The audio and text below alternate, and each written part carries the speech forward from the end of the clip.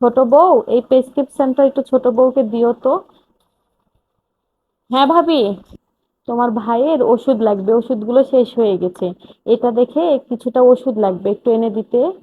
আচ্ছা, আপনি টেবিলের উপরে রেখে যান, আপনার দেবর যখন বের হবে তখন দিয়ে দিবনি। মনে করে বলো কিন্তু, হ্যাঁ আমি টেবিলের উপরেই রেখে দিচ্ছি। একটা কথা কতবার যে বলেন, আপনি রাখেন, দিয়ে দিবনি। বলো কিন্তু। এতটুকু লজ্জা শরম বলতে কিচ্ছু নেই। বড় ভাই হয়ে ছোট ভাইয়ের কাছে আসে টাকা পয়সা চাইতে, ওষুধ পানি কেনার জন্য। লজ্জা শরম না থাকলে যা হয়। মা, আপনার বড় ছেলের ওষুধ লাগবে, তো ওষুধগুলো শেষ হয়ে গেছে। আপনার ছোট ছেলে যখন একটু বের হবে তখন একটু আমাকে বলেন তো। ঠিক আছে বড় বৌমা, তোমাকে আমি বলবো নি। বড় বউ, ছোট ছেলে তো বের হয়ে গেল। ছোট বউ, ছোট ভাই কি বের হয়ে গেছে? হ্যাঁ ভাবি, সে তো মাত্রই বের হলো। তোমাকে বললাম না ওষুধগুলো আনতে দিতে, বলেছো কি? আপনারা কি পাগল হয়ে গেছেন ভাবি? এখন তোমার ভাইয়ের ওষুধ খাওয়ার সময় হয়ে গেছে, এখন আমি কি খেতে দিব? বিছানাতে ভাই 6 মাস হলো পড়ে আছি। কবে যে সুস্থ হবে তার নাই ঠিক। এখন যদি আমরা আপনাকে টাকা দিই, তাহলে সেই টাকাগুলো কি ভবিষ্যতে আর ফেরত পাবো? আপনাদের চিন্তা আপনারা করেন ভাবি, দয়া করে আমাদের কাছে আর আসবেন না।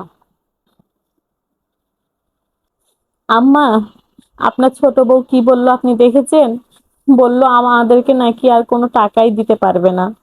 আর আমাকেও কতগুলো কথা শুনিয়ে দিল। বড় বৌমা, এগুলো না আমাকে বলতে এসো না। আমি তো ছোট ছেলের ঘাড়ের ওপরে বসে খাই। আম্মা, অন্তত আপনার কাছে এটা আশা করিনি যে আপনিও আমাকে এভাবে কথা শোনাবেন। তোমার আশা নিরাশা আমার কিচ্ছু যায় আসে না। শোনো, আমি একটা কাজ করতে পারি, আমার যে জমিগুলো আছে সেগুলো আমি দুই ভাইয়ের নামে লিখে দিতে পারি। আমি তো ছোট ছেলের কাছে চলে যাব। আর তোমার যে জমিগুলো, ওই জমিগুলো নিয়ে তোমরা এখন কি করবা তোমরা জানো, এখন খাবা না বিক্রি করবা?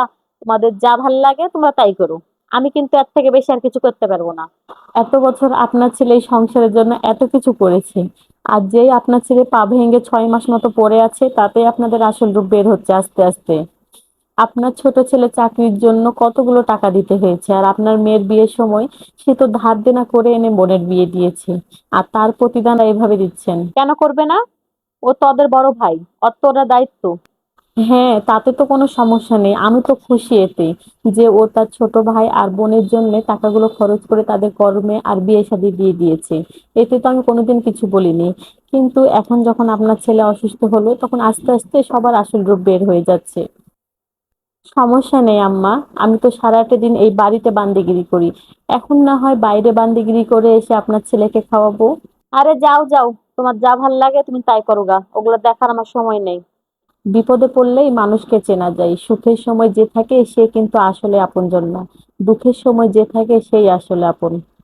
মা ভাই বোন নাকি কখনোই পর হয় না, কিন্তু আপনাদের মা ছেলেকে না দেখলে না কখনোই জানতাম না যে মা ভাইও পর হয়। বিপদে সবাই পাশে থাকে না, আর যারা পাশে থাকে তারাই আপনজন।